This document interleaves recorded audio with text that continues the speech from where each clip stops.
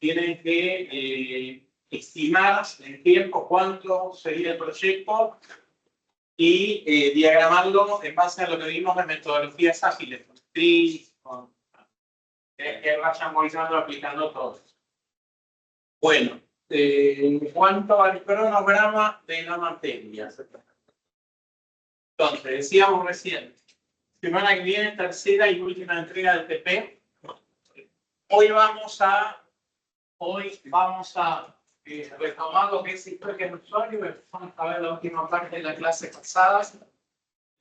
Van a hacer ejercicios sobre historias de usuario. Y vamos a ver un tema nuevo que es el de diagramas de entidad-relación, que está relacionado con otra materia que se llama ingeniería de datos. Ustedes vieron cuando hacemos el DFD que están los almacenes de datos, los archivos. Bueno, y acá nos vamos a meter de lleno en lo que son los archivos, bases de datos. Vamos a tocar tangencialmente el tema. Quien desarrolló, sepa algunas cuestiones de programación, también nos resulta un poquitín más sencillo el tema, igual no es muy complicado. ¿Sí? Hoy vamos a ver eso y si nos da el tiempo, nos vamos a meter en tema que es el de ERPs y CRM. Entonces, eso es un poco la idea para hoy. Yo debía parciales, que voy a nombrar y quien no haya visto todavía su examen, que no se lo entregamos la semana pasada, me revisan, lo revisan y después lo devuelven.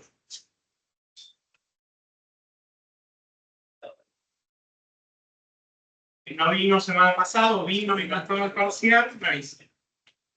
Valentina Garrido. Sebastián Jorge. Ezequiel Glombowski.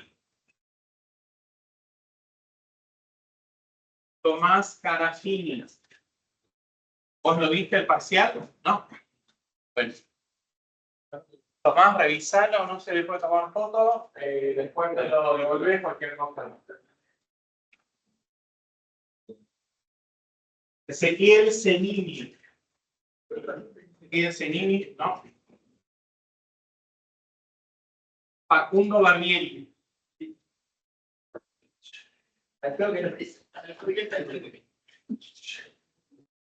Rodrigo Figueroa. Juan Táquez. Nazareno Frontini.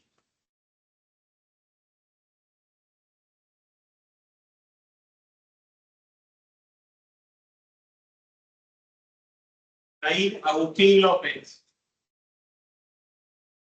Santiago Valgasate. Gianluca Lavinia. Argelis. Samuel Soler Baptista. Juan Sigori. Santiago Portillo.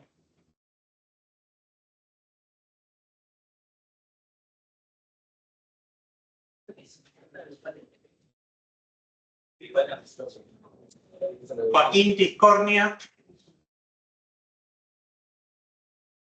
Mateo Núñez. Nicolás Bermúdez. Luciano Rodríguez. Nicolás. Nicolás revisado, no se puede tomar foto, póngale los nombres. Luciano Rodríguez.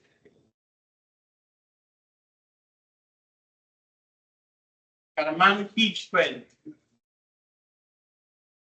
Joaquín López. Gonzalo Osman.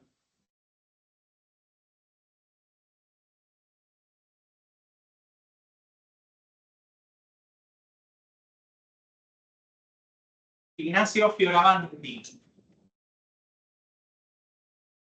Alejo Sainz. ¿Vos lo viste el examen ya o no? ¿Lo viste la semana pasada el examen? Chicos, para quienes se incorporaban ahora, quienes no vieron el examen y quieran verlo, se los entrego después de lo devuelvo. Federico García. Federico Stasi.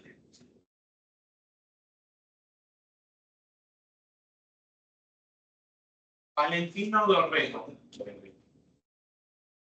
Chino. Ezequiel Vera.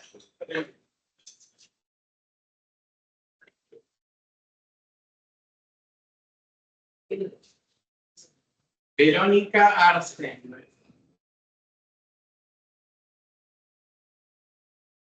Facundo Barberio.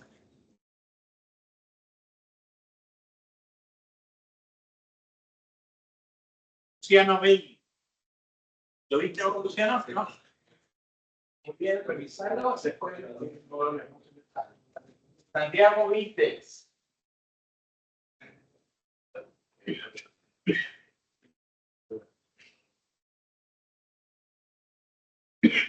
Lucas Brañez.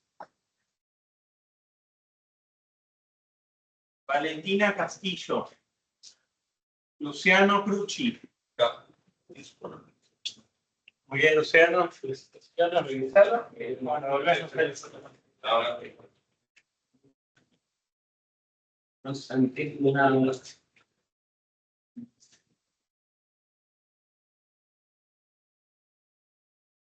D'Agostino.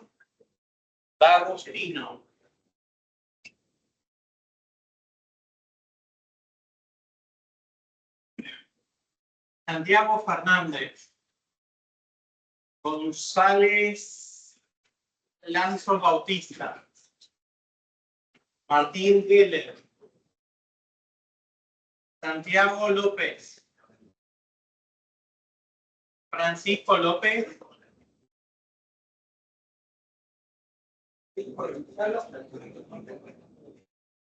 Y Franco Cursi. Franco Damián Pucci, sí, no te entiendo.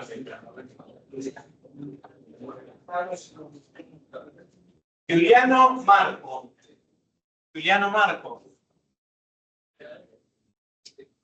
Lucas Milani.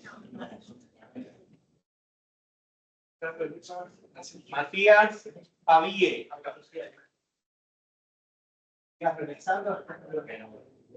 Benjamín Politi. Alex Urro. Rafael Ravena. Enzo Rivero. Matías Rodríguez. Edison. Perdón, que sirvo y algunas veces no funciona. Nicolás Cabello. ¿Vos lo viste? ¿No?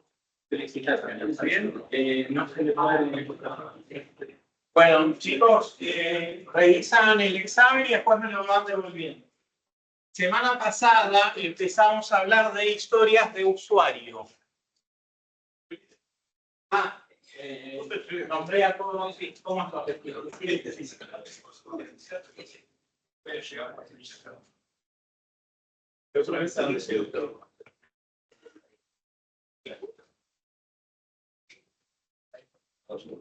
¿Vos también?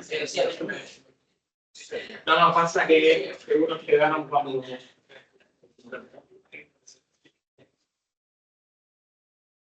No sé. Apetida y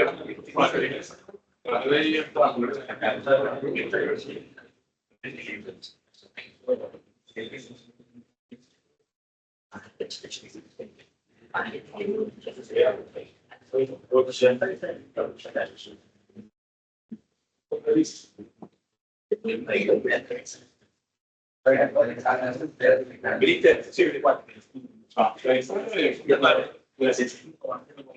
Barberio, Facundo. Revisarlo,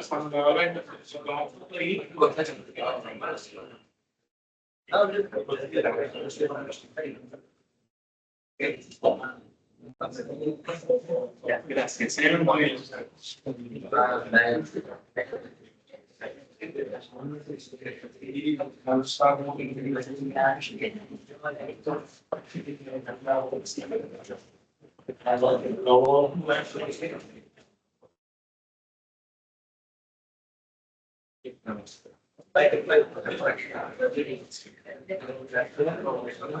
¿No hizo preexamen?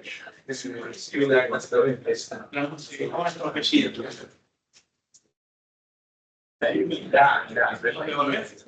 Sí, pero sí, así es algo. Preguntas son preguntas de corrección, eso después lo vemos. Ah, bueno. ¿Sí? Vos podés revisar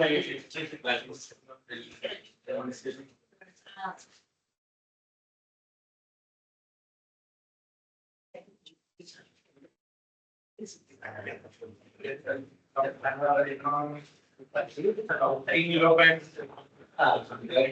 ¿Vos venís también a Europa?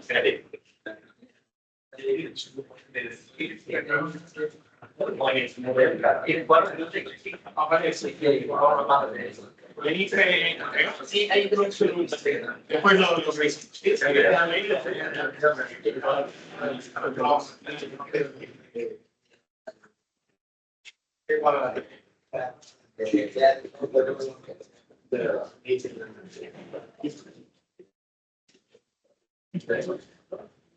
antes de pasar a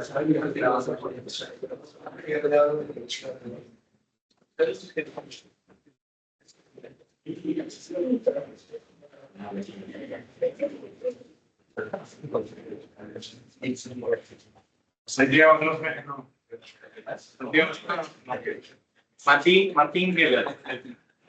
Sus ilustraciones, miralo, si después tomar fotos. Santiago López Alonso Bautista. Bueno, chicos, quienes siguen el examen, después me lo devuelven. Quienes tienen preguntas de la corrección, en el recreo lo vemos. Historias de usuario que empezamos a ver semana pasada. Vimos que las historias de usuario son parte importante de lo que son las metodologías ágiles. ¿Y para qué nos sirven las historias de usuario? O mejor dicho, ¿qué son las historias de usuario? ¿Para qué sirven? ¿En qué contexto se usan? ¿Qué recuerdan de lo que vimos la clase pasada? Define lo que el negocio requiere y puede ser define lo que el negocio requiere. ¿Qué es el negocio?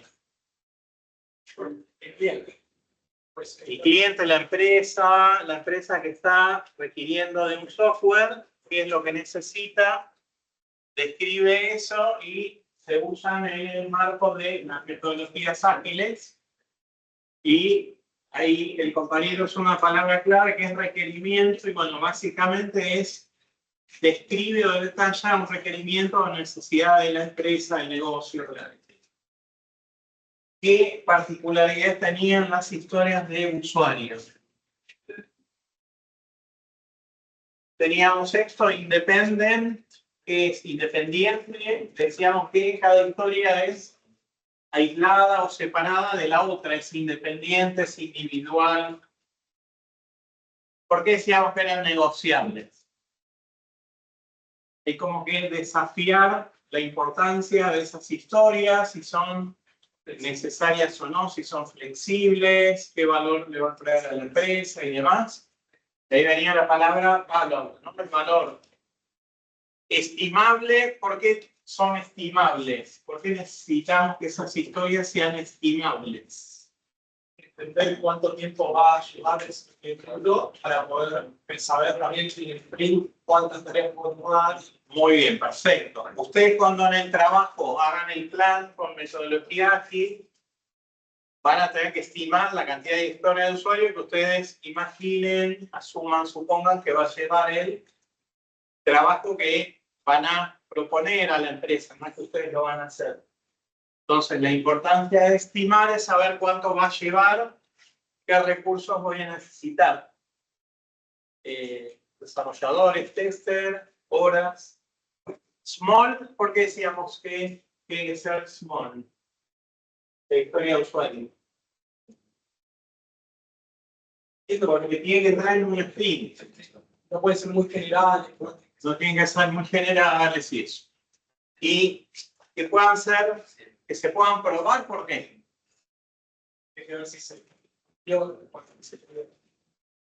Porque es importante verificar que lo que se pidió es lo que se terminó documentando en la historia de usuario y después desarrollando.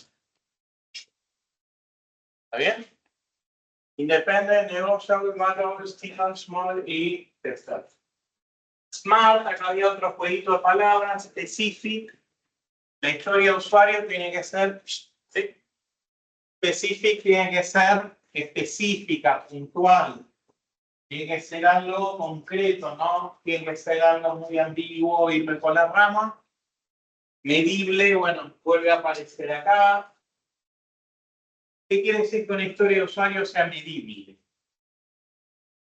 Si es medible es que yo la voy a poder estimar, si no, no es medible. Yo para poder estimarla necesito poder medir esa historia de usuario. Achievable es alcanzable en inglés. ¿Por qué tiene que ser alcanzable? Es que no me toque proponer cosas locas, tiene que ser cosas que se puedan realizar. ¿Sí? No divagar, no delirarse, sino tienen que ser cuestiones que se puedan desarrollarse. Este es focalizado en los resultados, bueno, que traiga valor para la empresa y timebox que entre en el eje del tiempo en el mundo. Esto era un poco un repaso de lo que vimos clase pasada y cómo era la estructura de una historia de usuario. Cómo se escribía. Empezamos a ver la clase pasada. ¿Cómo hacíamos?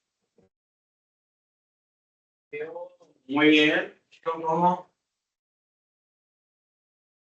Esto es fijo, o sea, todas las historias de usuario, gracias, deberían tener el yo como, ¿sí? Acá va, ahí dijo, PO es Product Owner. ¿Ah? PO, gracias. PO es Product Owner. ¿Qué es un PO? O no, que ya respondiste ayer. ¿Qué es un PO? ¿Qué hace? ¿Qué rol tiene?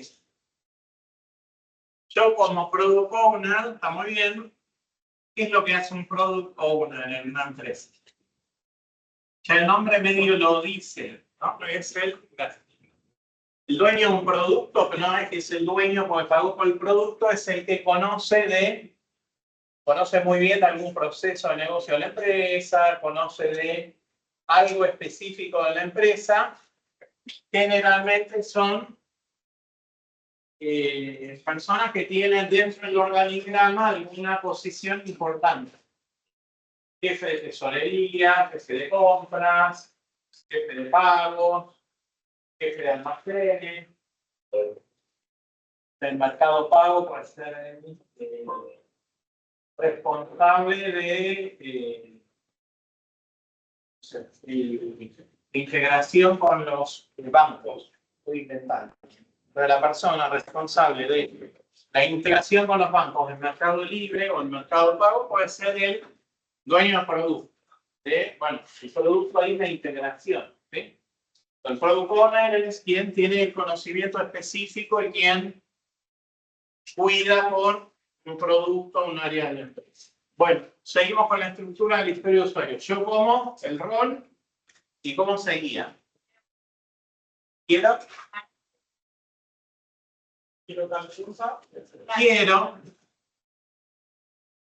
y acá va la necesidad, ¿no?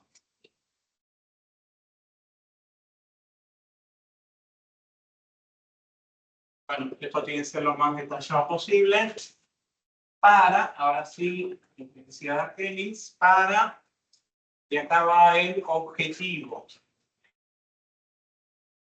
O objetivos. ¿Sí? Entonces yo como Product Owner quiero lo que necesito para el objetivo que debo cumplir. Un ejemplo, ¿quién se anima?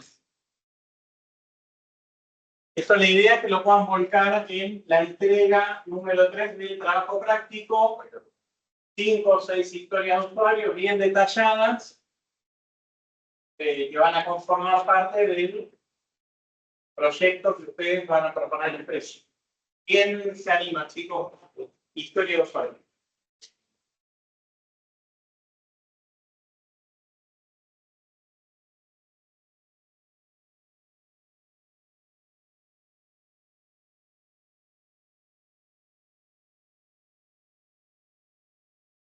Excelente, a uno. Yo como product owner.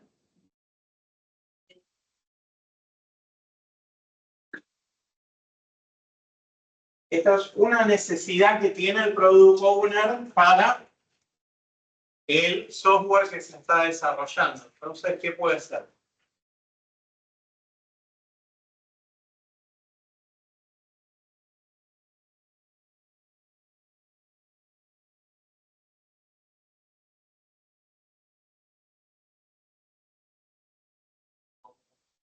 Quiero una automatización en el sistema de atención al cliente, que sea un chatbot, haga tal cosa. Acá venís, excelente. Para Automatizar. mejorar el tiempo de respuesta a los clientes. Perfecto. Yo como product owner quiero un chatbot que automatice las respuestas a los clientes para minimizar el tiempo de atención. Está perfecto. Yo como producto. No, acá es el rol. Yo acá puse con el ejemplo. En el ejemplo, acá el compañero había dicho product owner que está perfecto. Acá va el rol. ¿Sí? Otro. Está excelente. Vamos, otro. Muy bien, dale.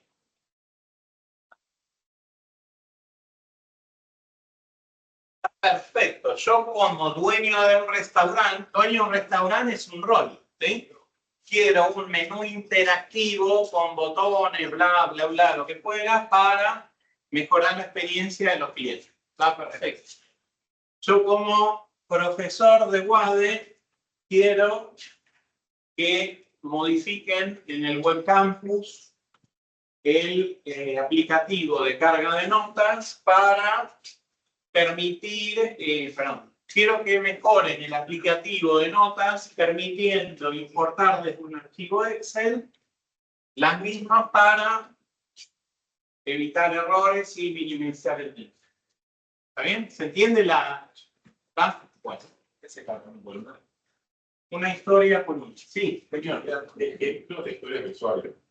Claro, estamos dando ejemplos. La estructura de la historia de usuario es siempre esta. Yo, como el rol, quiero todo lo que quiero para bien detallado el objetivo. La estructura es siempre la misma. Se escribe de forma tal cual. Sí. Acá está en inglés, chicos. As a persona, I want, goal, el objetivo, so that value. Es lo mismo en inglés. Bueno, ya vimos que es de historia de usuario, explica lo que se necesita. Acá siguen los ejemplos.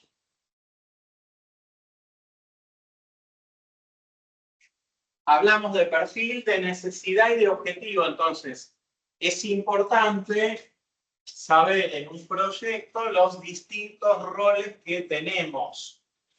Entonces, está la figura de la parte interesada o stakeholder, que es cualquier persona que participa de un proyecto de desarrollo de software, directa o indirectamente. Cierro un poco así, chicos.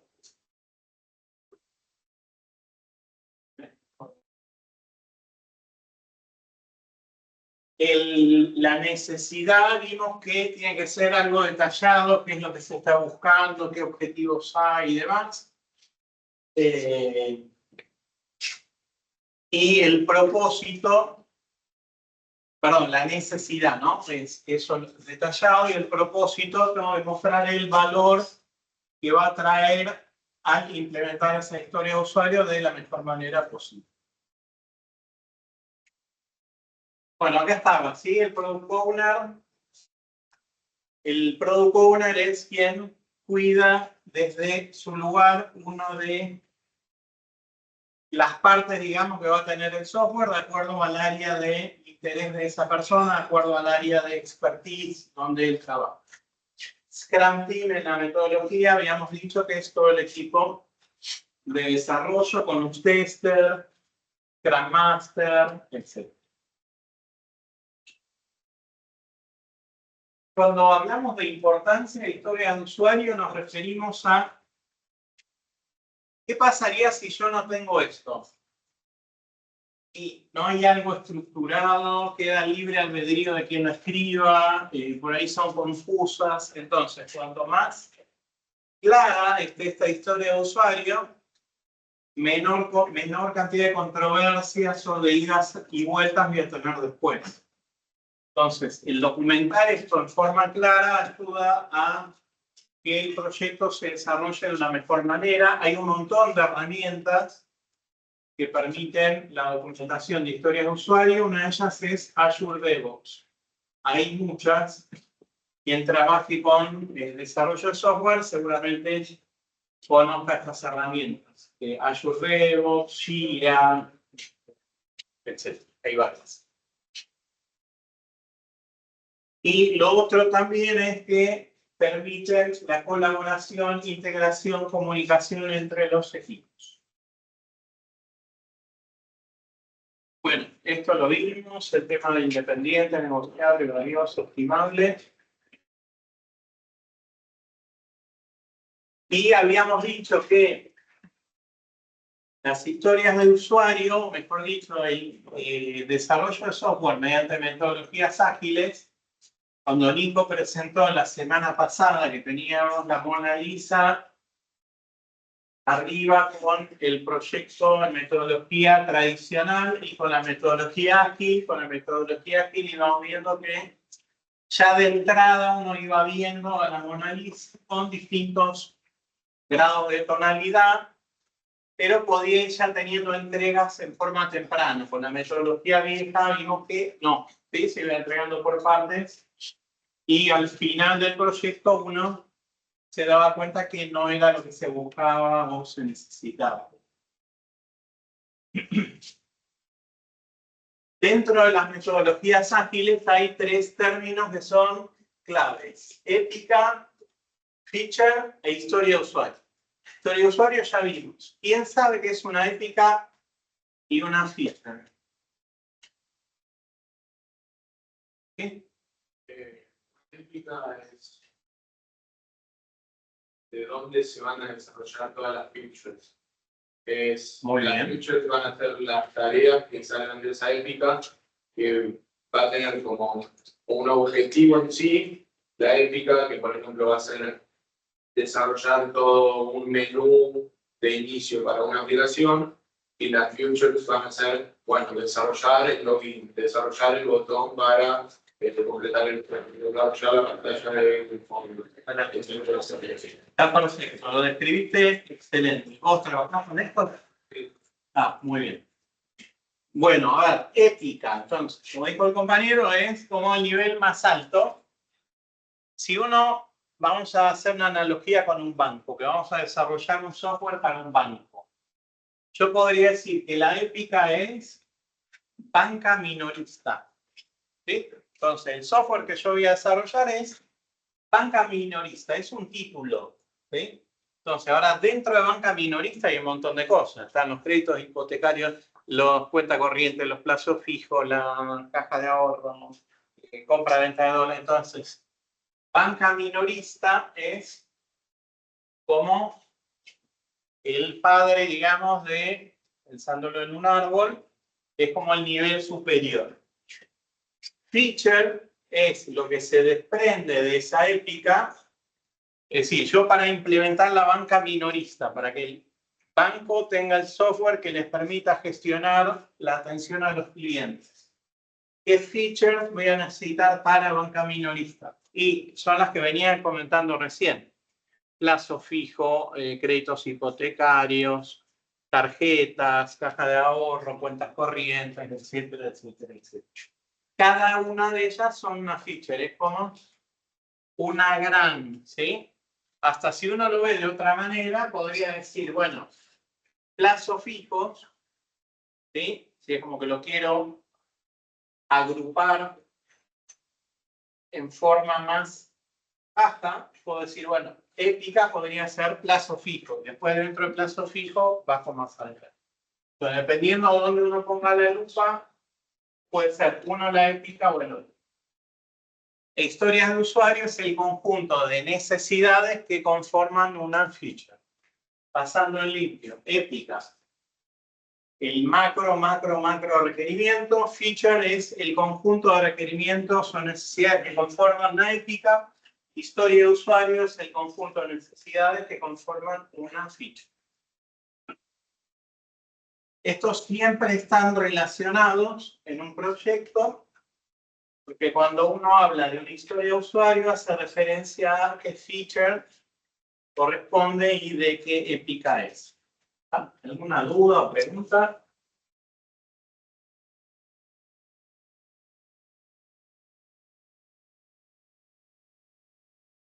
Acá hay ejemplos.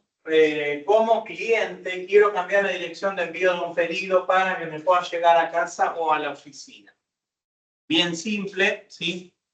Como cliente, es el rol, quiero cambiar la dirección de envío del pedido para que me llegue a mi casa o oficina. ¿Está ¿Eso en qué se traduce después? Que un analista funcional, un consultor del software que se trate, va a tener que interpretar ese pedido y entender qué cambios hay que hacerle al mismo. Dónde se puede cambiar la dirección, cómo editan la dirección, y el equipo de desarrollo después lo lleva a cabo. ¿Qué eran los criterios de aceptación que lo empezamos a comentar en la clase pasada? ¿Qué era un criterio de aceptación?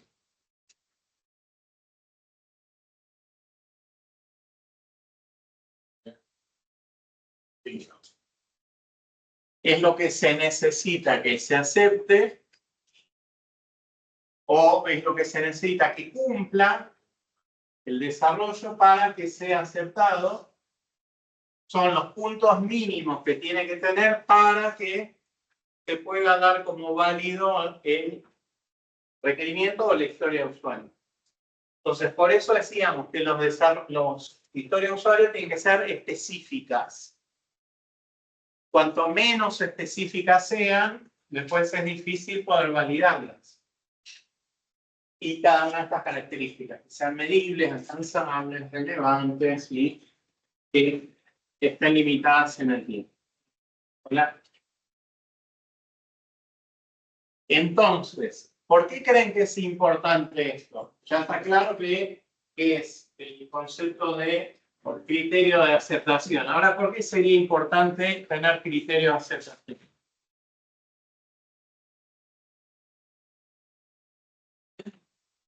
¿Cuál es la importancia del criterio de aceptación? Como que es más o menos parecido a la del texto. Que si es que no cumple con cierta métrica, no va a poder salir o concretarse. Sí, eso es una. Esa es una, es decir, si no cumple, no va a poder salir. Ahora, Por también te sirve por si cuando presentamos tengo una feature que le llamamos feature, de repente me dicen no, pero yo quiero tal cosa, decís, dentro del historia de usuario está definido el alcance que fijamos y cualquier cosa que esté por fuera se puede ver como una mejora o un cambio. claro, ese es uno de los principales motivos, está perfecto, es si yo soy usuario, ¿no? Y yo quiero marcadores rojos que digan big, que tengan la tapita roja de tantos centímetros, acá la parte de atrás del marcador más chiquita también en rojo. Okay. Me lo dan. Esa es la historia de usuario. Yo como usuario del marcador, necesito que sea bla, bla, bla para lo que fuera. Al momento que me lo entregan, digo, ah, no, pero ¿sabes qué? Yo necesitaba acá que tenga una línea verde. Ah, pero es lo que dijo el compañero. En ningún lado estaba especificado que debía contar con la línea verde. Ah, no, pero vos te deberías haber imaginado, y ahí es donde empieza el lío, ¿está bien? Entonces, por eso es que se hace importante documentar y cuanto más específico, detallado, libre de ambigüedades, claro, completo esté, después menor cantidad de idas y vueltas o de problemas va a haber. Para un criterio de aceptación, o sea, puede no haber una historia de usuario sin criterio de aceptación. Para un traductor. Es que el criterio de aceptación corresponde a una historia de usuario.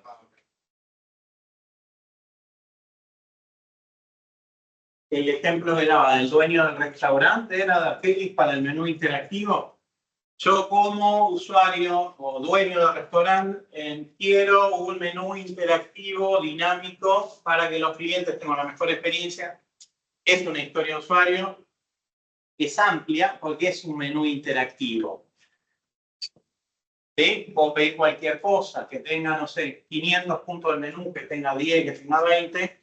Entonces, los criterios de aceptación es, bueno, el menú deberá contar con 5 puntos de menú. El tamaño del fondo deberá ser, entonces, si cumple eso, se la da por válida a la historia. Si no cumple eso, lo rechaza. Bueno, ¿alguna duda, pregunta? Ahora en un rato, la idea es que se juntan en grupo y ya vayan escribiendo historias de usuario de los trabajos prácticos para ir volcándonos. Cuando hablamos de que tienen que ser estimables, las historias de usuario nos referimos a que en base a qué se estima una historia de usuario. Yo necesito poder medirlas en cuanto a cuánto tiempo va a llevar y cuántos recursos voy a necesitar y de qué tipo de los recursos. Ahora, ¿en base a qué estimo una historia de usuario? ¿Cuál es el input para estimar una historia de usuario? Y ustedes van a pintar la casa, el departamento donde viven. El pintor va a ver y, bueno, de acuerdo al estado de las paredes, en los techos y la cantidad de habitaciones, va a presupuestarles cuánto tiempo va a llevar, cuánto material. ¿Qué se les ocurre en una historia de usuario en base a qué se va a estimar? Bueno, base al... Sí, van a estimar el esfuerzo. Ahora, ¿en base a qué se estima? Exacto. La complejidad. La complejidad técnica, la complejidad de lo que hay que hacer. ¿Sí? Entonces, de acuerdo a la complejidad, si es algo muy complejo, debería llevar más tiempo. Si es algo menos complejo, debería llevar menos tiempo. ¿Bien? Del ejemplo de la pintura, es una casa con 12 habitaciones y están todas descascaradas la pintura. Bueno, es complejo, es grande, ¿sí? Ahora es un departamento, un monoambiente y está relativamente bien, pero tiene detallecitos, bueno, va a llevar menos. Entonces es de acuerdo a la complejidad. Acá hay ejemplos de cómo se pueden estimar, hay un montón de métodos por Fibonacci, por cartas de póker, por tamaño de remera, ¿sí? XS, SML, XL, XXL. Esto va a terminar dando un puntaje que quiere decir cuántos puntos de historia se suele llamar, se le asignan a una historia de usuario y eso me va a determinar la cantidad de historias de usuario que puedo incluir en un sprint de acuerdo al equipo que tengo.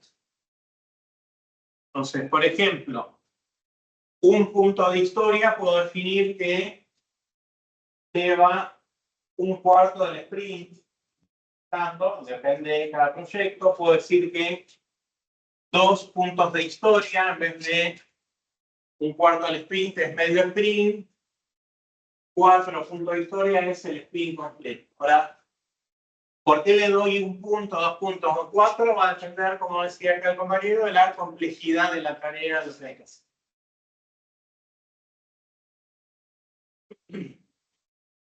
Otras formas de estimarlo, bueno, de acuerdo a un medio de transporte, una patineta, un triciclo, un scooter, un auto, bueno.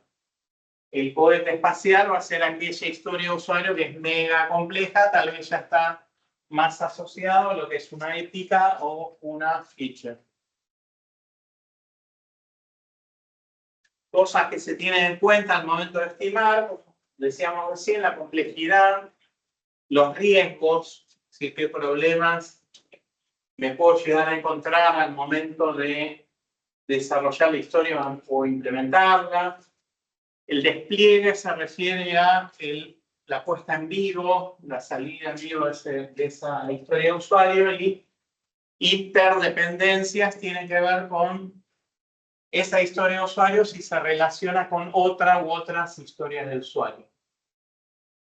Ejemplo, antes hablamos de un banco.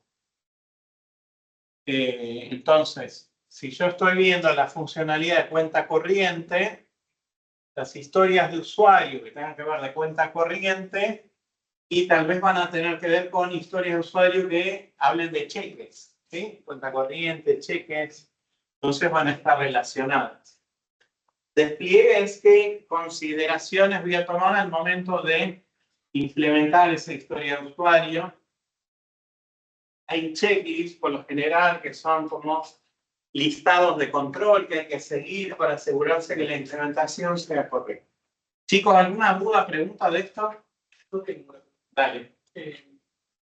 Cuando se estima, ¿se tiene en cuenta también quién va a tomar la tarea? Es buena pregunta, a ver. Más que quién es el skill, ¿sí? Claro. El conocimiento técnico. Entonces, ejemplo. Yo tengo, seguimos con el ejemplo de la cuenta corriente. Luego, cuenta corriente, ¿sí? Y tengo una historia de usuario, que la suele abreviar HDU, no sé. El número de la historia de usuario es 100. Puede ser que para una historia de usuario de cuenta corriente, vamos a suponer que es para un software, para una empresa, y la empresa lo que necesita es importar los extractos bancarios, son los resúmenes de los bancos que tiene. ¿Está bien? Estoy inventando una historia de usuario. Yo como tesorero quiero poder importar en forma automática los extractos de banco de las distintas entidades con que mi empresa trabaja para poder tener consolidada la información y tomar decisiones. Ventear. Ahora, cuando yo importo los archivos, yo voy a tener por un lado la empresa y por otro lado el banco. ¿Está bien? Entonces acá es donde si alguno ya trabaja en desarrollo de software, y lo trabajó o lo vio en algún momento, aparecen lo que son las interfaces. ¿Escucharon la palabra interfaces? Integraciones. Entonces, XML, Web Service, JSON. Entonces, me traigo del banco información o envío al banco información. Eso lo ven desarrolladores técnicos especializados en la tecnología que sea. Entonces, yo para la historia de usuario voy a necesitar desarrolladores, no sé, que sepan de XML, pero voy a necesitar a alguien, analista funcional, que conozca de extractos bancarios. Entonces ya tengo dos perfiles distintos. Yendo a la pregunta, no va a depender de quién lo va a hacer, y sí, a mayor cantidad de skills que necesite, es mayor la complejidad y también mayor el tiempo. ¿Ya? Bueno, ¿alguna pregunta más, chicos, de esto? ¿No?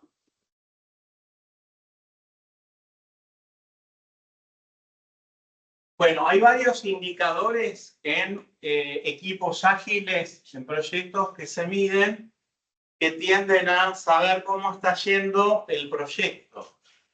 Pues está muy lindo el tema de la agilidad, de trabajar en sprints, el Scrum y todo, pero si no tenemos, chicos, allá por favor, si no tenemos indicadores o algo que nos permita ir midiendo cómo va el proyecto, podemos tener un problema.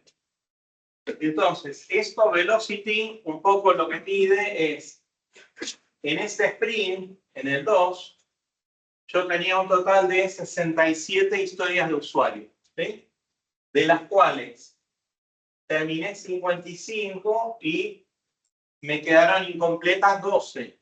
Bueno, habría que entender cuál era el plan, ¿no? Es cuántas tendría que haber tenido acá completas y cuántas terminé. En este otro sprint completé 55, quedaron incompletas 10 y bueno, acá mejoró un poco la parcial. Y este otro indicador, eso es lo que mide el velocity. Y ahí este otro indicador, que es el release burn down, lo que mide es cómo voy eliminando o terminando o cerrando historias del backlog del proyecto. ¿Qué era el backlog? Que lo vimos en la clase pasada. ¿Qué era backlog? ¿Qué era el backlog del producto?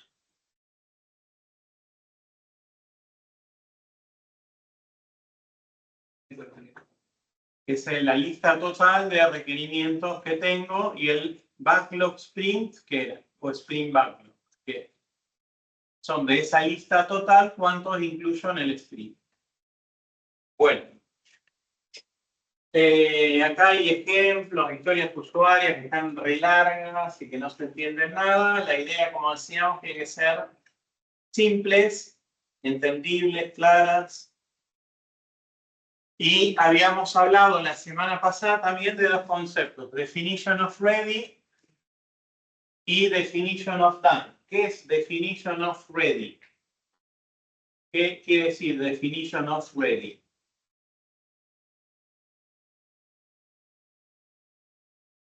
O definición de listo. Cuando mi historia de usuario ya está escrita, ya tiene todos los criterios de aceptación de usuario, está clara, no hay zonas grises, fue consensuada y demás, quiere decir que esa historia ya está documentada, la podría tomar mi equipo técnico para construir. Cuando se da eso, se dice que la historia está lista para construir y que se cumple el definition of ready.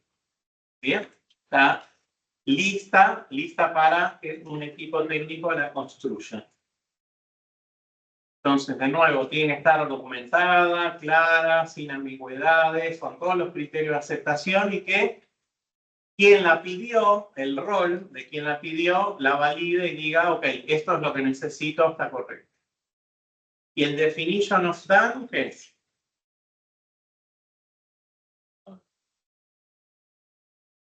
Cuando la historia del usuario ya está terminada.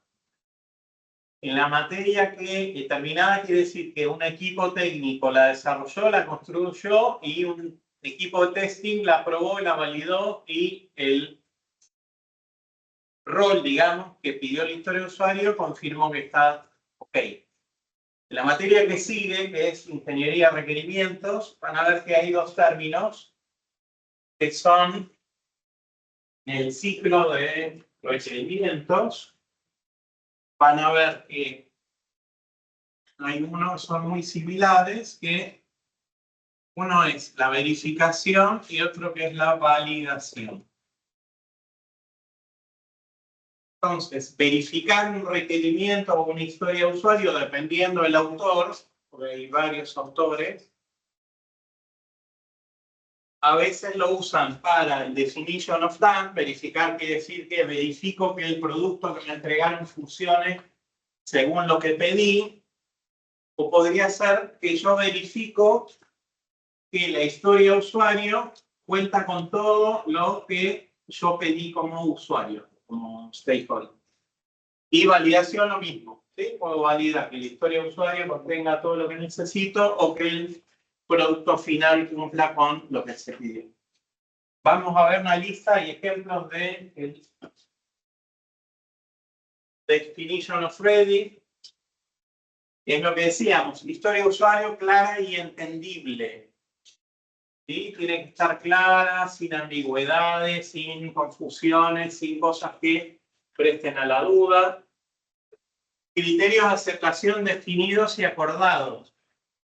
Ah, no, sí, pero esto no lo voy a poder hacer, no, pero esto va a ser importante. No, es lista punto por punto todo lo que tiene que cumplir la historia de usuario para que cuando se termine de construir y de probar se dé por ok. Diseños y maquetas listos. ¿Qué es una maqueta? ¿Saben qué es maqueta? Un boceto. ¿Qué es un boceto? Un borrador. Entonces hay un montón de herramientas como Figma, un montón en el mercado, Canva, que permiten modelar qué va a ser la aplicación final sin construirla tal vez con bajo código o muy poco o nada, y eso después es similar a lo que va a usar o lo que va a traer el producto final. Dependencias identificadas y gestionadas, lo que decíamos antes, la historia de usuario, con qué otras historias se conecta, temas técnicos, la estimación de tiempo, las pruebas. Las pruebas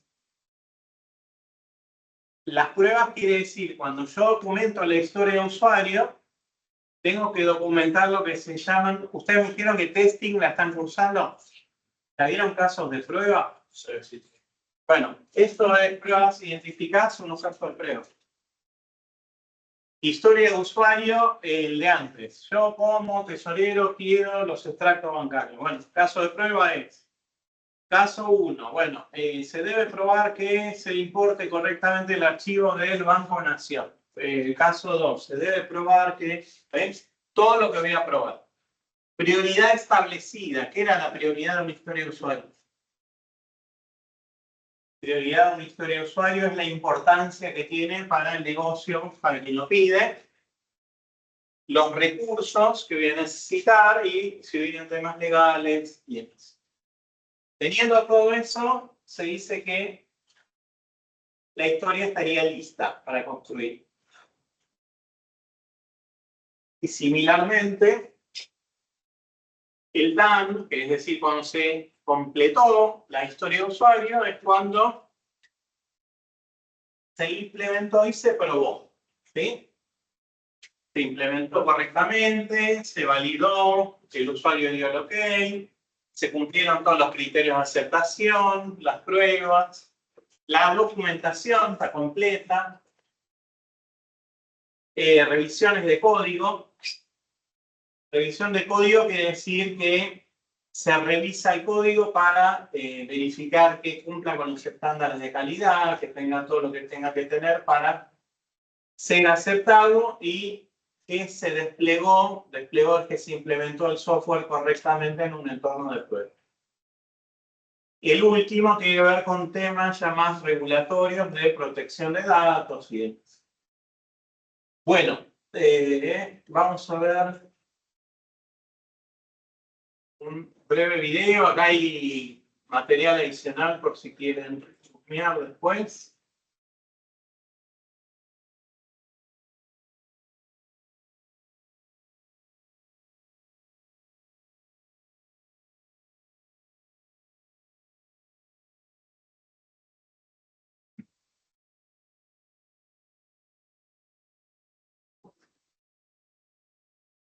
Hoy vamos a hablar de historias de usuario.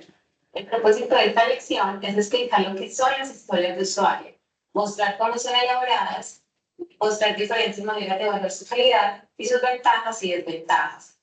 Primero, vamos a hablar de qué son las historias de los usuarios.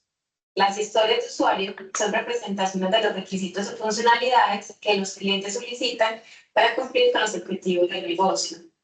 Por lo general, se escriben en una o dos frases utilizando un lenguaje común de usuario.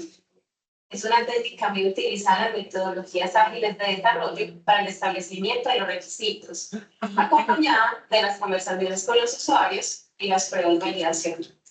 Por lo general, las historias de usuario se escriben en una tarjeta como una manera de limitar la cantidad de escritura que puede ser colocada en ella, proporcionando a la elaboración un texto claro y objetivo. Sin embargo, muchas empresas utilizan plantillas prediseñadas para escribirlas. Eso para cumplir con lo que decía, ¿no? Que tiene que ser específica, que tiene que ser independiente. Entonces, si uno se explaya mucho, ya deja de cumplir ese requisito.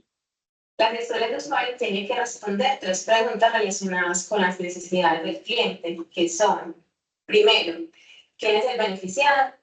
Usuario o autor que se beneficia de la historia de usuario. Segundo, ¿qué se desea? Descripción de las necesidades. Y por último, ¿cuál es el beneficio? El valor de negocio que la historia proporciona. Acá también hay que ser medible, tanto en lo que se quiere hacer como en el beneficio. Cuando empieza el tema de, por eso se habla que las historias de usuarios son negociables, cuando se entra a limitar por un tema de presupuesto a qué historia de usuario se le va a dar importancia, a qué historia de usuario no se le va a dar importancia, cuanto mayor detalle se indique acá y cuanto más específico sea en el beneficio que trae para la empresa, después menor posibilidad que dejen afuera esa historia de usuario va a haber. Ahora, si no se aclara por qué es importante, que hay que recortar historia de usuario y dejarla fuera del proyecto o cambiarle la prioridad, se deja. ¿Sí? Por eso es importante el tema de la documentación.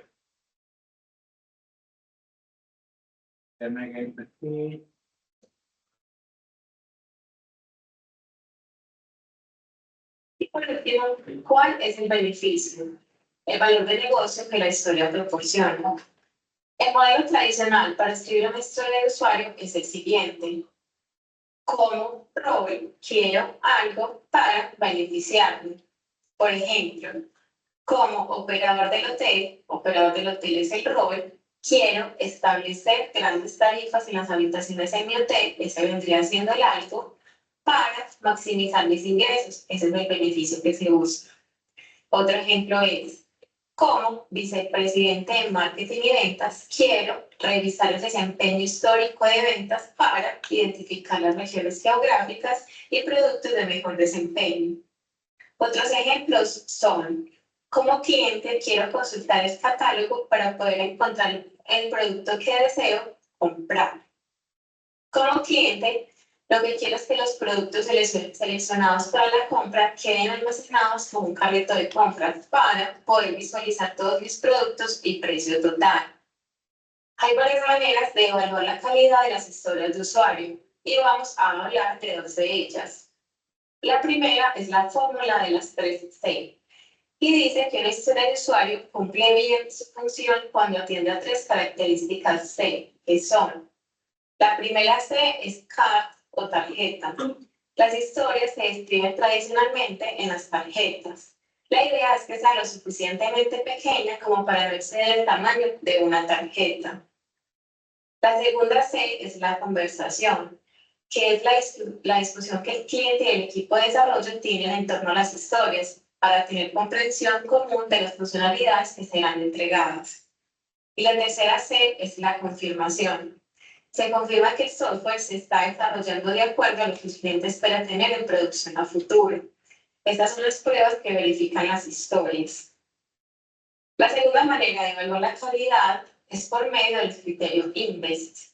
En este caso, una buena historia de usuario debe cumplir con 6 atributos, que son: primero, que sea independiente. La historia de usuario debe ser autosuficiente en una manera que no hay dependencia inherente en otra historia de usuario.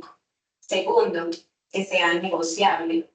Las historias de usuario siempre pueden ser cambiadas hasta que sean parte de una iteración.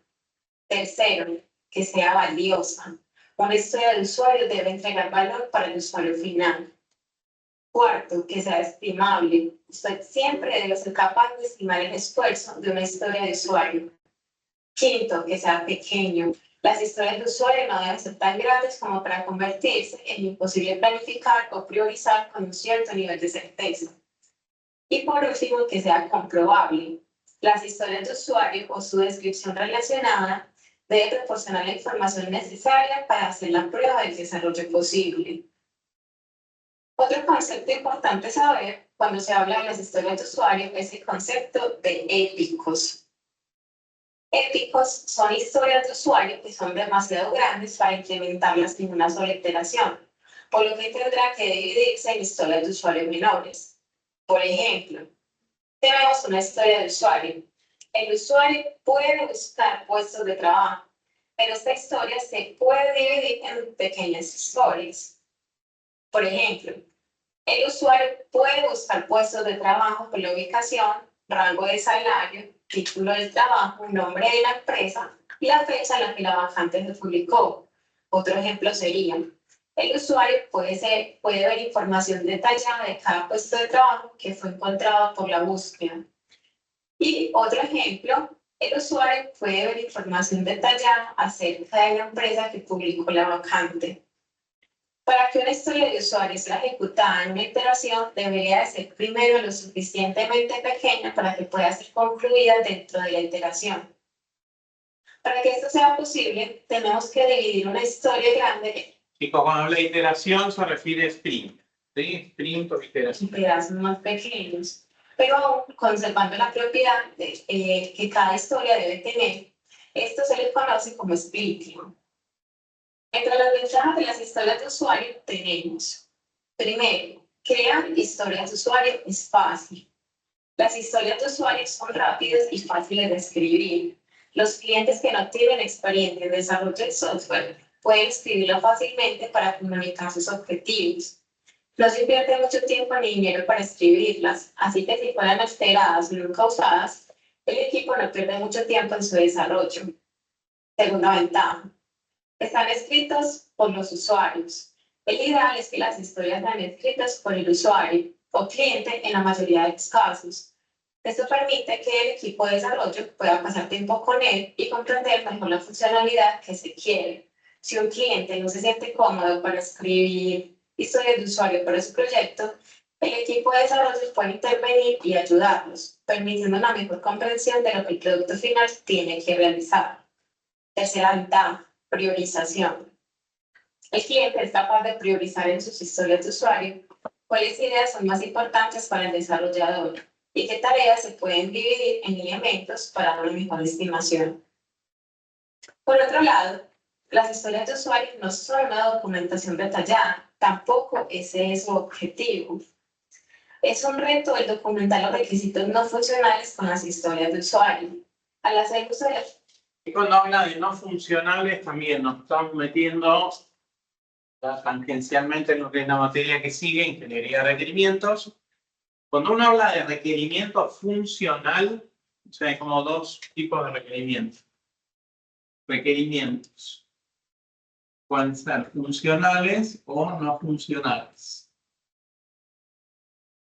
Cuando uno habla de funcionales, tiene que ver con la descripción de una parte de un proceso, de qué va a ser el sistema en cuanto a la empresa, al negocio, al área que está pensado ese sistema. Eso es funcional. Cuando habla de no funcional, se refiere a requerimientos ya más técnicos, comportamientos del sistema, características necesarias para que el sistema funcione. Ejemplo. Funcional, en el ejemplo que daba antes, es como usuario de tesorería necesito los archivos de extracto bancario de las diferentes entidades para la conciliación de cuentas. Eso es funcional, pues está hablando del funcionamiento del sistema.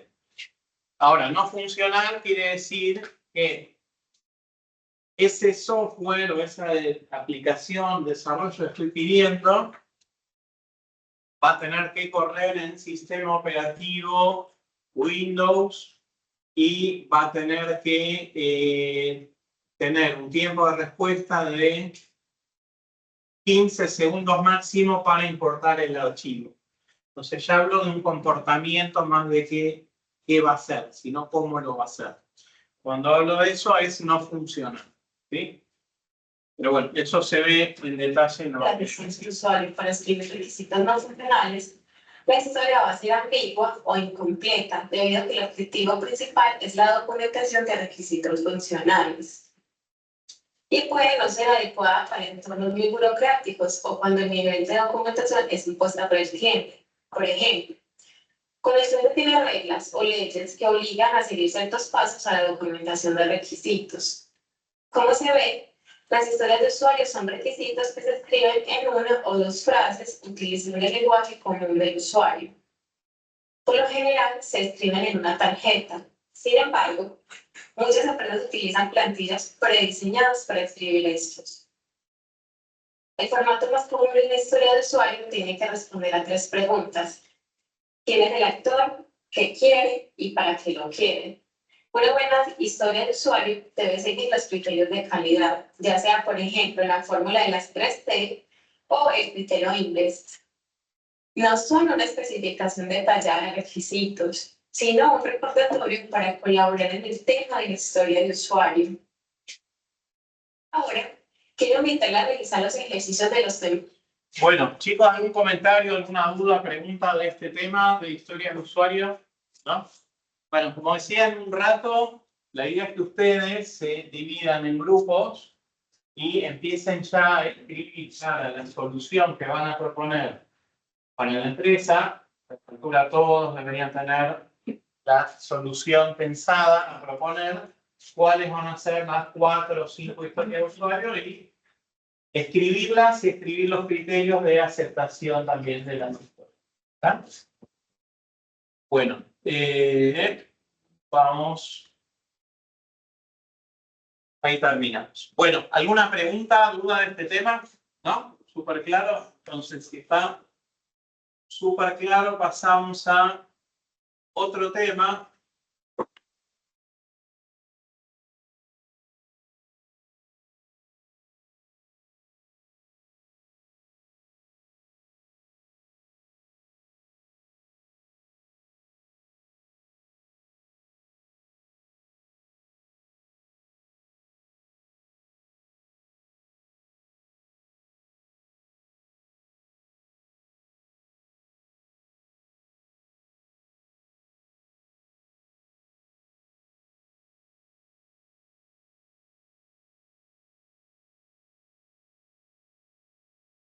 Vamos a abrir la presentación que dice clase 11, diagramas de entidad-relación.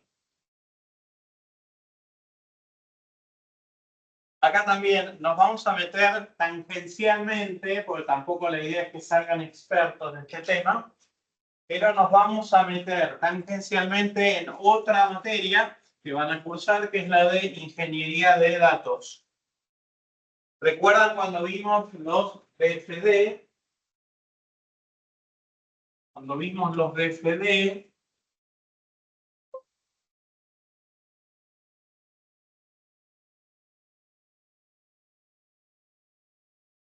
yo tenía esto que era en un DFD.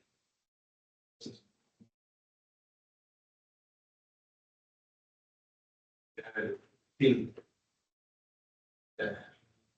Ahí te metiste en transición de esto. ¿Qué era en un DFD en cifra? El proceso. ¿Sí? Y acá, bueno, el nombre que fuera.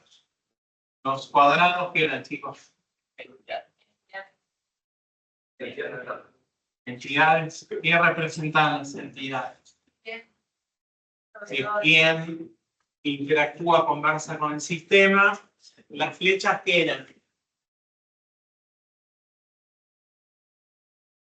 ¿Qué eran las flechas? Los flujos de datos en lo que transportan los datos de la entidad al proceso, del proceso a la entidad. ¿Y esto qué era? Archivos. Muy bien. Ahora nos vamos a meter con archivos. La flecha que venía del proceso al archivo, ¿qué indicaba? ¿No? Del proceso al archivo. Que se guarda información y el archivo al proceso que se consulta información. Bueno, entonces, este es un diagrama de flujo de datos de nivel 0. Perfecto. Ahora nos vamos a meter en archivos. ¿Por qué eran importantes los archivos? ¿Qué es lo que dijimos? Para recuperar los datos y consultarlos, ¿sí? Entonces, el tema que vamos a ver ahora está muy relacionado con todo lo que es base de datos. Entonces, vamos a hablar de base de datos, vamos a hablar de diagrama entidad-relación y vamos a aprender a cómo se arma un diagrama de entidad-relación. ¿Alguien escuchó hablar de esto? ¿Dicen sí? Cuando uno desarrolla o cuando uno diseña una base de datos, la idea es que pueda ir diagramando cómo se van a relacionar las distintas entidades entre sí. Entidades es similar a la entidad del diagrama de flujo de datos. Entidad se refiere a, ahora yo me meto en lo que vamos a ver ahora, es cómo voy a agrupar o cómo voy a representar los datos, ¿sí? Entonces, ¿cómo los voy a representar? Bueno, los voy a consolidar por los datos que tengan que ver algo entre sí, ¿sí? Los clientes, voy a poner toda la información de clientes, los alumnos, voy a poner información de alumnos, las materias, voy a poner información de materias. Entonces, cada uno de ellos son entidades.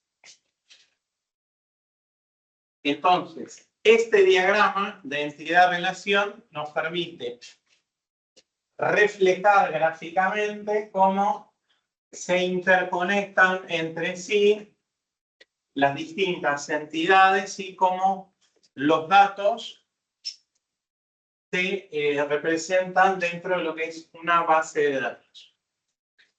Para ello vamos a hablar de qué es una base de datos. ¿Qué es una base de datos? ¿Qué se les ocurre por base de datos?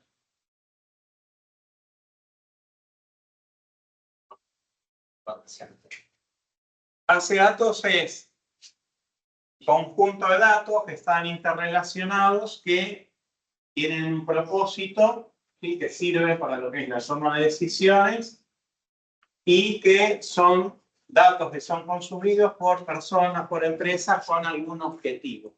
Eso es una base de datos. Entonces, base de datos van a encontrar en todos lados, ¿sí? En el gimnasio, en el club, en la UADE, en el restaurante, a donde vayas van a ver base de datos. Y básicamente es eso, datos que están guardados, interrelacionados con alguna finalidad o propósito. En el diagrama de entidad-relación vamos a ver que hay tres componentes principales. Entidades, atributos y relaciones. Entidades, atributos y relaciones. Vamos a ver qué está aquí.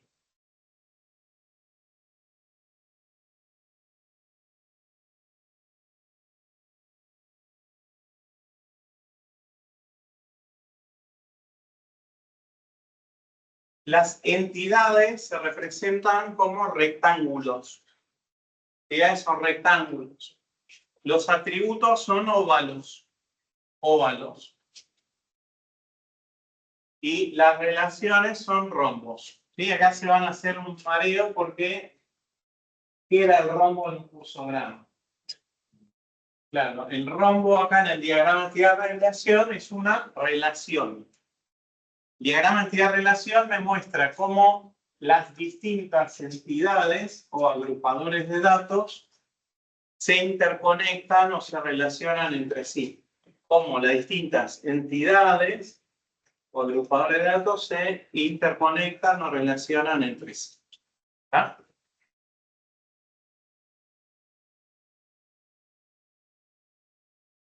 Cuando hablamos de atributos nos referimos a características, a descriptores de una entidad. Si yo digo la entidad materia, materia agrupa todos los datos de una materia en particular. ¿Cuáles son los atributos de una materia? El nombre, ¿qué más? Y la carga horaria, el código de la materia, la cantidad de horas, ¿sí? Si digo alumno, ¿cuáles son los atributos de un alumno? Nombre, apellido, archivo, legajo, dirección, email, teléfono. Si digo atributo, factura, no la factura de comercio, sino una factura cuando compran algo. ¿Qué puede ser los atributos? Número de factura, el importe, el cliente, también la fecha de vencimiento. ¿Se entiende el atributo qué es? A las entidades, vamos ya a las particularidades, cómo van a dibujar un diagrama entre entidad de relación. A las entidades dijimos que se las representan con rectángulo. Y van en sustantivo, cliente, proveedor, materia. ¿Está bien? Van en sustantivo siempre. Chicos, ahí, por favor. No. Materia, alumno, profesor, proveedor, cliente, etc.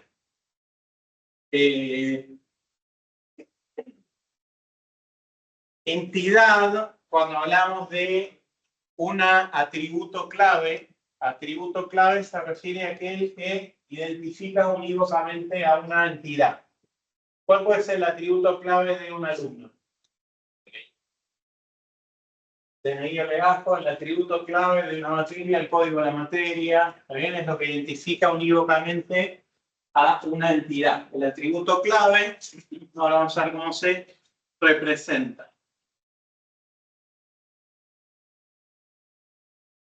Bueno, no nos vamos a meter en el lío de claves candidatas y eso, nos quedamos con la clave primaria o el atributo clave es el que identifica en forma unívoca. Atributos multivaluados se refiere a cuando un atributo puede tomar más de un valor. Ejemplo, un alumno puede tener más de un teléfono. ¿Sí? Entonces, en ese caso, dijimos que el atributo se pone como un óvalo. ¿Sí? Siguiente puede ser el quit del cliente y se lo subraya, ¿sí? Al atributo clave. Ahora, un cliente puede tener muchos teléfonos, se lo pone con doble círculo. ¿Está? Doble óvalo, doble... Es atributo multivaluado. ¿Qué otro ejemplo se les ocurre de algo que pueda tomar más de un valor?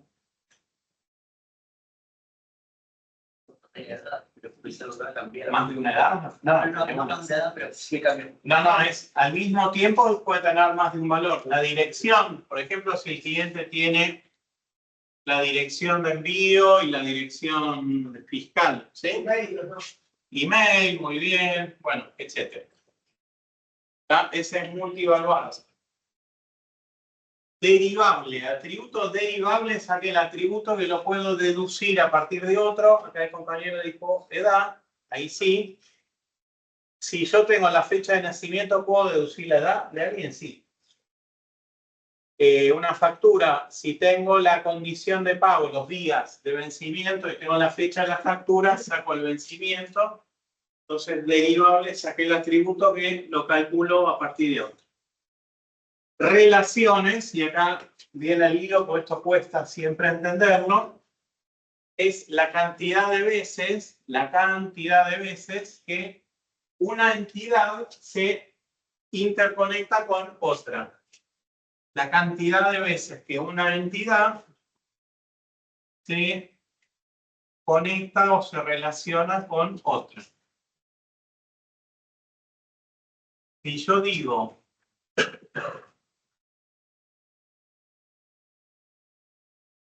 profesor, bueno, ahí podemos ver los atributos que tiene. Esto es la relación, ¿sí? Es dicta materia. ¿Está bien?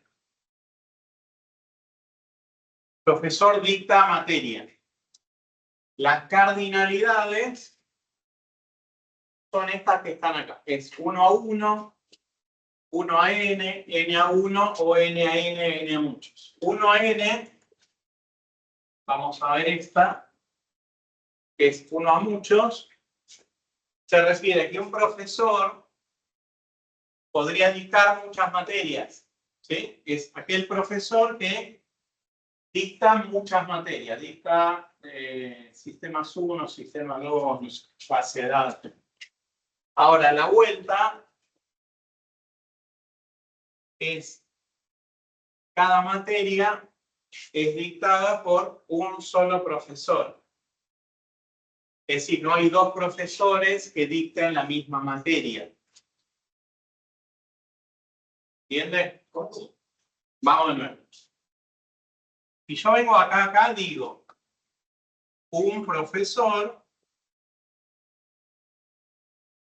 dicta muchas materias, ¿sí? No es mi caso conocer. Hernán dicta sistemas 1, sistemas 2, sistemas 3 si existieran. ¿Tá? Cada profesor dicta muchas materias. La vuelta es cada materia es dictada por un profesor. ¿Sí? Acá. Ese es el 1 a n. ¿Sí? Uno dicta muchas, cada materia es dictada por un solo profesor. ¿Sí? ¿Pasó?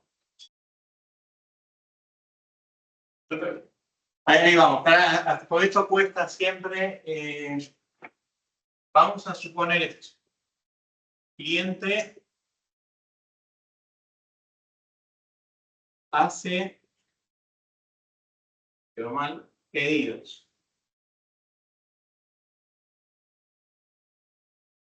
Uno N, ¿cómo sería? Cliente y pedido. Hizo más de un pedido. 1N, ¿cómo sería? Como decíamos acá. Un cliente puede hacer muchos pedidos. Ahora, cada pedido es hecho por un solo cliente. Tiene sentido. ¿Sí? El pedido lo pidió un solo cliente. El pedido lo pidió un cliente. Con lo cual, esta cardinalidad tiene sentido acá. Acá es rara porque limito que la materia, sistemas 1, la da un solo profesor. No.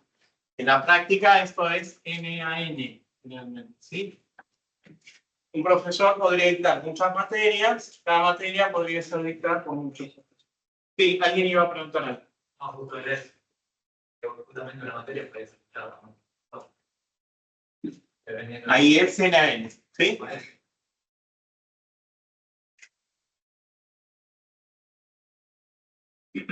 Bueno, acá hay ejemplos, ¿sí? Supónganse que yo tengo, vamos a hacerlo acá si se ve bien.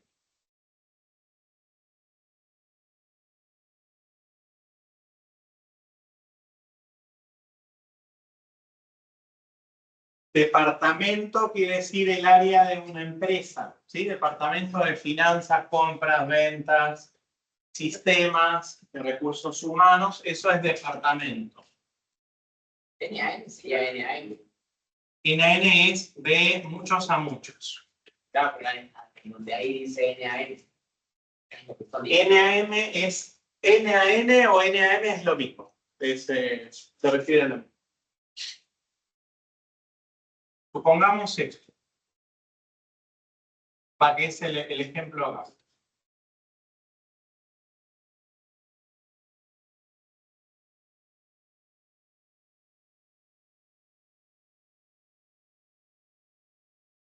¿Cómo se lee esto? Departamento emplea empleado. 1 a 1, ¿cómo sería?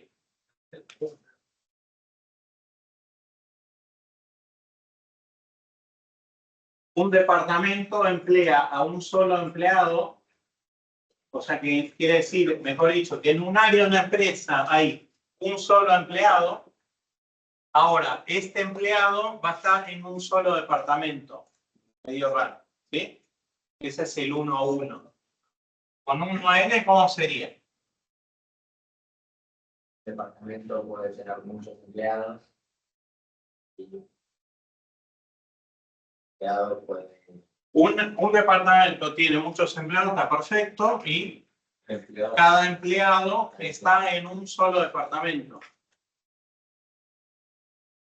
Eso en la práctica tiene sentido, es que una persona no está en compras y en ventas a la vez, tiene sentido. ¿Y n a 1 cómo sería?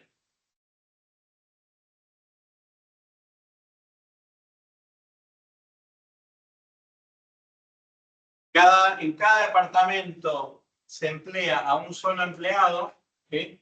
Cada departamento se emplea un solo empleado. Y ahora, un empleado a la vez está en varios departamentos, es raro. ¿Sí? Este no. ¿Y N a N cómo es? O N a M, que es lo mismo. ¿Cómo es?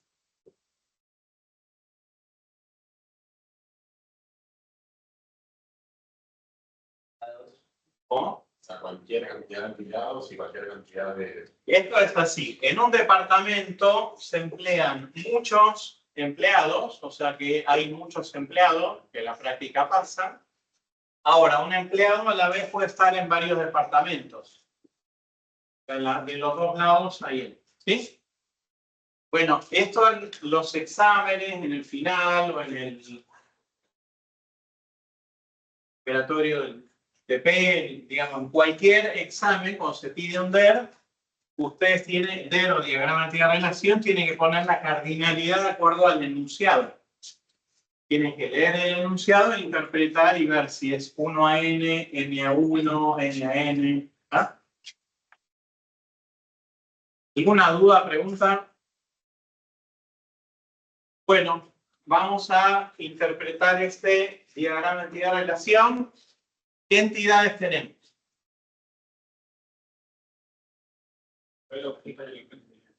¿Cómo? Chofer, automóvil, agencia. Muy bien. Chofer, automóvil y agencia son las entidades, están en sustantivo, están en singular, no están en plural, es otra característica. Acá tenemos los atributos. ¿Cuál es el atributo clave de chofer? Registro. ¿Cuál es el atributo clave de agencia? Código. El atributo clave de automóvil, patente.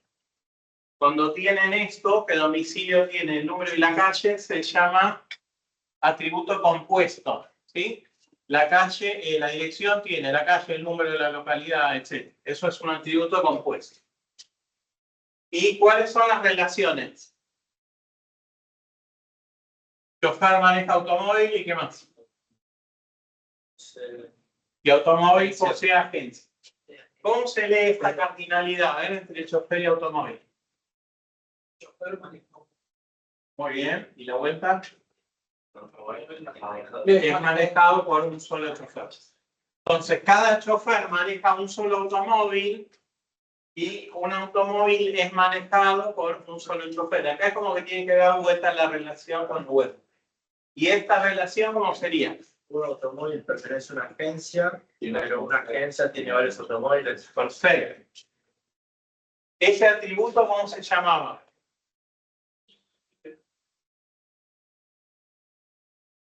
Multivaluado. ¿Qué quería decir? Que puede tener varios teléfonos la agencia. ¿Sí? Bueno, ¿alguna duda, chicos, diagrama de relación? ¿No? Yo con el tema de cómo se lee, cuando le hiciste lo de chofer, o sea, lo entiendo la lógica de decir, si no tenés un solo chofer, no es un auto, ¿cómo lo deducís en base al diagrama? En base al diagrama es, vos tenés uno y uno acá, ¿sí? Entonces, un chofer maneja un solo automóvil. Cada automóvil es manejado por un solo chofer. ¿Y cómo se dibujaría si fuese más de un automóvil? Un chofer maneja N automóviles, acá tiene una N, ¿sí? Un chofer maneja muchos automóviles. Ahora, cada automóvil es manejado por un solo chofer. En ese ejemplo sería, yo manejo el Peugeot y el Fiat, respetando. Ahora, el Peugeot y el Fiat los manejo yo. Otro maneja el Chevrolet y el Easy. Bueno, ¿alguna duda, chicos, de esto? Bueno, a la vuelta van a hacer ejercicios también de leer. Hacemos recreo hasta el 25 más o menos y 28.